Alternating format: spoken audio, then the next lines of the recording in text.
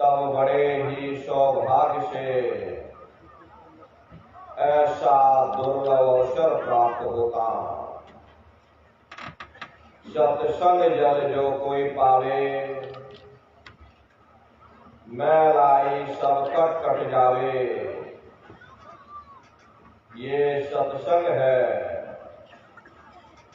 ये कोई कथा और कीर्तन नहीं, किस्से और कहानियां नहीं, ये महात्माओं की अजर अमर वाणियां हैं। यदि आपने ध्यान से सुन लिया तो निश्चय ही आपको अपने मानव जीवन के उद्देश्यों के बारे में पता चलेगा कि आखिर मनुष्य शरीर हमको क्यों मिला, क्या इसका उद्देश्य है, मरने के बाद हम लोग कहाँ जाएंगे, हमारे बाल बच्चे कहाँ जाएंगे, हमारे रिश्ते नातेदार कहाँ जाएंगे और कैसे हमारी जीवात्मा का कल्याण होगा। इन सभी प्रश्नों की जानकारी आपको सत्संग के माध्यम से प्राप्त होगी। इसलिए प्रेमी भाई बहनों, एक एक वचन को बड़े ध्यान के साथ आप लोग सुनिएगा, समझने की कोशिश करिएगा और अपने जीवन में अमल लाइएगा। संतों महात्माओं के सत्संग में कभी किसी जात और बिरादरी, किसी कौम या मजहब या किसी भी व्यक्ति विशेष की कभी कोई निंदा, चुगली, आलोचना या किसी की बुराई नहीं की जाती। खरे नर नारियों, जब हम लोग इस संसार में पैदा हुए तो ना कोई जात और बिरादरी लेकर के आया, ना कोई कौम या मजहब लेकर के आया, न कोई अपना नाम लेकर के आया। सिर्फ नंगे होते हुए हम लोग इस संसार में पैदा हो गए। बाद में जो औजार उस परम पिता परमात्मा ने बख्शे, मन, बुद्धि और चित्त, उससे जब हमारे अंदर चेतना आ गई तब हमारा नाम पड़ गया, कर्म के अनुसार हमारी जाति बन गई।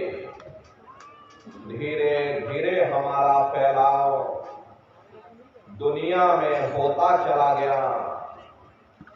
हमने बाल बच्चे बना लिए, हमने रिश्ते नातेदार बना लिए, हमने कुटुंब परिवार वाले बना लिए, हमने जमीन और जायदाद हासिल कर ली और इसको अपना समझ करके हम आप यहीं पर बैठ गए। फिर जब जाने का वक्त आया, फिर आपको यहाँ से खाली हाथ भेज दिया गया। ना आपके साथ आपका नाम गया, ना आपके साथ जात और बिरादरी गई, ना आपके साथ ये जमीन और जायदाद गई। जिस छाया को प्राप्त करने के लिए आपने अपना पूरा जीवन गुजार दिया, तो ना माया हाथ में आई और ना छाया हाथ में आई। खाली हाथ आए थे और खाली हाथ आपको यहाँ से वापस भेज दिया गया। कहने का मतलब ये है कि उस परम पिता परमात्मा ने अति दया और कृपा करके आपको ये मनुष्य शरीर दे दिया और आपको स्वतंत्र कर दिया गया कि भाई मैंने तुमको ये मनुष्य शरीर दिया है तुम्हारी जीवात्मा के रहने के लिए।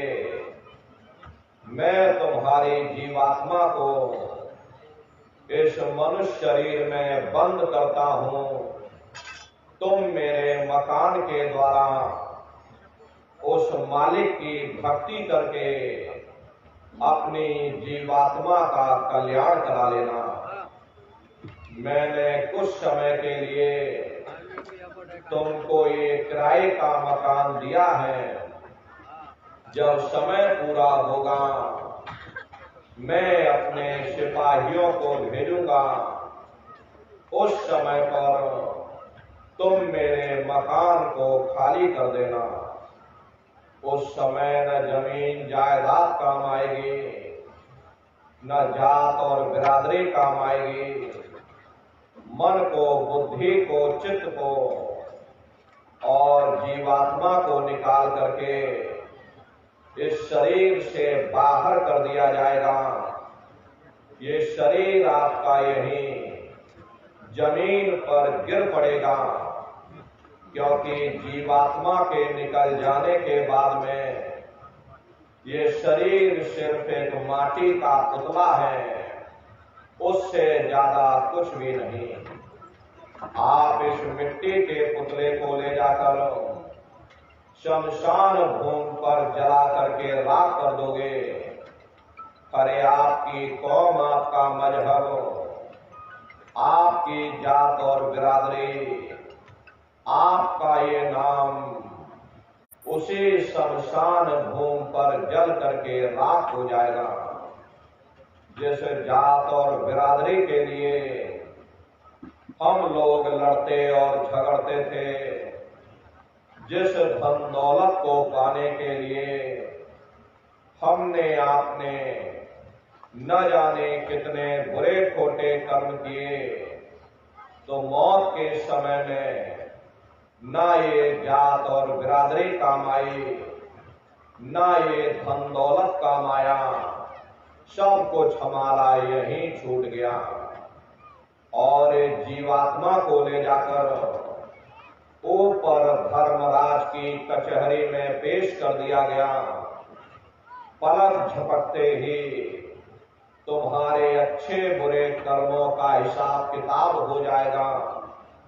धर्मराज तुमको सजा सुना देंगे, ले जाओ इनको फलाने नरक में डाल दो, क्योंकि मैंने इनको मौका दिया था, मैंने इनको मनुष्य शरीर दिया था कि अब की बार गीता रामायण को पढ़ करके, उन धर्म पुस्तकों को पढ़ करके, किसी संत महात्मा की खोज करके, उनके बताए हुए रास्तों पर चल करके, उस मालिक की भक्ति करके अपनी जीवात्मा का कल्याण करा लेना।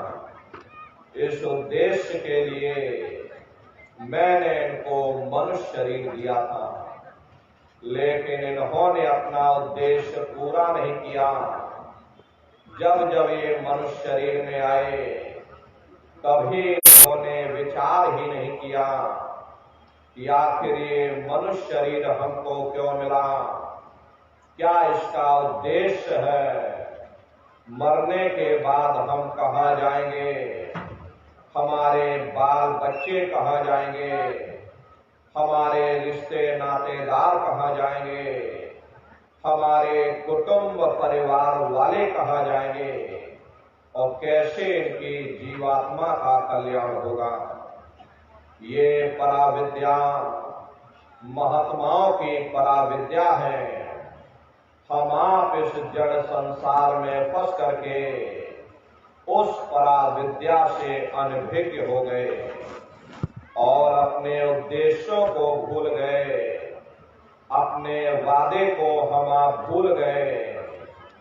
वो वादा जो हमने आपने माँ के गर्भ में किया था, जब माँ के गर्भ में हम आप उल्टे लटके हुए थे, सिर हमारा नीचे था, पैर हमारे ऊपर थे, उस समय परमात्मा से वादा किया कि हे परमात्मा, इस बार हमको मनुष्य शरीर दे दो, हम भजन करेंगे, भक्ति करेंगे, हम अपनी जीवात्मा का कल्याण करेंगे।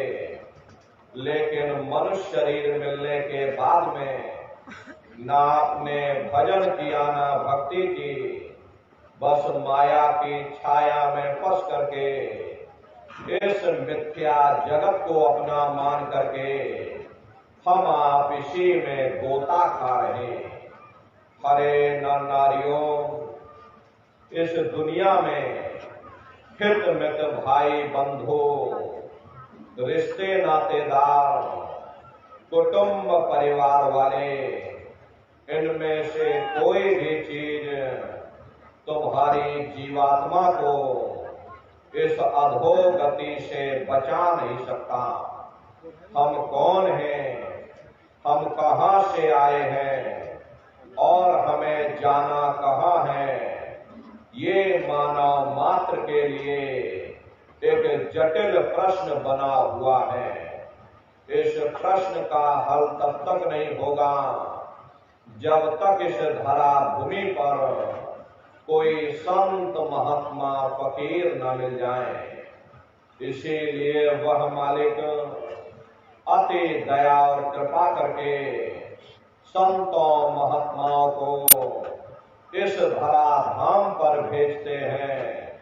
संत महात्मा फकीर यहाँ आकर के हम जीवों को समझाने की कोशिश करते कि भाई हम आए वही देश से जहां तुम्हारो धाम, तुमको घर पहुंचावना एक हमारो काम।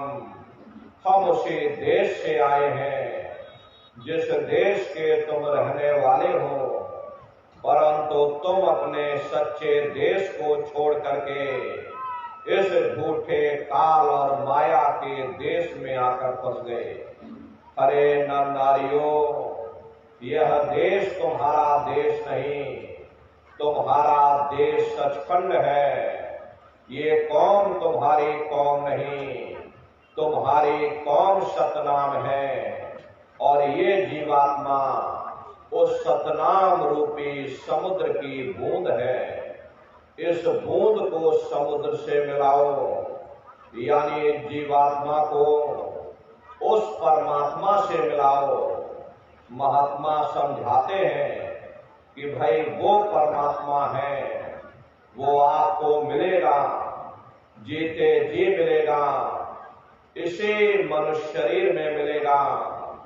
इसी मनुष्य शरीर के अंदर जा करके परमात्मा से मिलने का वह एकमात्र दरवाजा है। उस दरवाजे का भेद केवल संतों महात्माओं को ही प्राप्त है।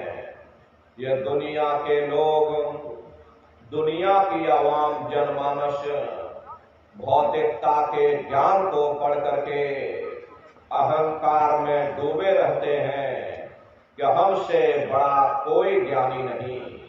लेकिन उन बेचारों को नहीं मालूम कि जहां दुनिया का ज्ञान समाप्त होता है, उसी के सिर की चोटी से ये आध्यात्मवाद, आत्मा और परमात्मा का ये गूढ़ ज्ञान, रहस्य विज्ञान प्रारंभ होता।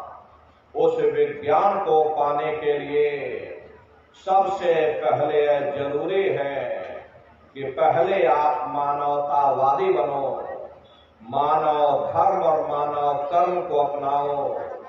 अरे मानव धर्म क्या है कि इंसान इंसान के काम आवे, एक दूसरे की निस्वार्थ भाव से सेवा करे, सत्य दया हिंसा परोपकार आदि गुणों को अपने जीवन में उतार करके और किसी संत महात्मा की खोज करके उनके बताए हुए रास्तों पर चल करके उस मालिक की भक्ति करके अपनी जीवात्मा का कल्याण करा ले। यही इंसान का सबसे बड़ा मानव धर्म है। लेकिन आज इस कलिकाल में ये दुनिया की आवाम जनमानस विषय विकारों में, शराबों और कबाबों में, मांस और मदिरा में सुख ढूंढने की कोशिश कर रही। ये चरित्र पतन जैसे कार्यों को अपना करके ये आवाम जनमानस कैसे सुखी हो सकती। पहले अपने चरित्र जैसे धन को इकट्ठा करो, क्योंकि चरित्र ही सब कुछ है। चरित्र ही मानव धर्म की पूंजी है। जो इंसान अपने अखलाक ईमान को बरकरार रखता, वही इंसान चरित्रवान है। ये दुनिया भर के रगड़े झगड़े, पिता पुत्र में लड़ाई, आदमी औरत में लड़ाई, घर परिवार में लड़ाई, समाज में लड़ाई, जातियों में लड़ाई, मुल्क में लड़ाई, हरे नर नारियों, ये इंसानों का काम नहीं, ये हैवानों का काम है। इसलिए पहले आप इंसान बनो, चरित्रवान बनो, महात्माओं के समीप आओ। वे जो दया का प्रसाद दें, उसे खुशी खुशी लेकर के अपने निज घर को जाओ, जहां न फिर जन्मना है और ना ही फिर मरना। इसीलिए हमारे गुरु महाराज परम संत बाबा जय गुरुदेव जी महाराज ने आवाम जनमानस के बीच में ये आवाज लगाई है, क्या इंसानों, तुम अपने दीन ईमान पर वापस आ जाओ और इस जिस्मानी मंदिर में बैठ करके भगवान का सच्चा भजन करो, जिससे तुम्हारी जीवात्मा नरकों में जाने से बच जाए। अरे हम माने ना माने, लेकिन संत महात्मा त्रिकालदर्शी होते हैं, वे सब कुछ जानते हैं। अगर हम उनके वचनों को मान जाएंगे तो हम लोग बच जाएंगे, नहीं तो खाई और खंडक में जाकर गिर जाएंगे। इसीलिए अभी वक्त है उस मालिक से सच्ची प्रार्थना करने का, खुदा के सामने अपने गुनाहों की माफी मांगने का, धर्म मजहब के नाम पर लड़ने झगड़ने का नहीं, जात और बिरादरी के नाम पर लड़ने झगड़ने का नहीं। हमने बहुत लड़ लिया, बड़े बड़े झगड़े और फसादे की, बड़ी बड़ी नुक्ताचीनी की, सिवाय नफरत के हमको क्या मिला। नफरत की ऐसी ज्वाला जली जिसमें घर जल गया, परिवार जल गया, समाज जल गई, जातियां जल गई, अब सारा देश जल उठा। इसीलिए सारी मानवता बहुत थक गई। हर कोई ऐसी छांव चाहता है जहां उसे ठंडक मिले, शांति और सुकून मिले। ये सब वही मिल सकते हैं जहां शांति के संदेश होते, सुकून के संदेश होते, मानव धर्म और मानव कर्म के संदेश होते।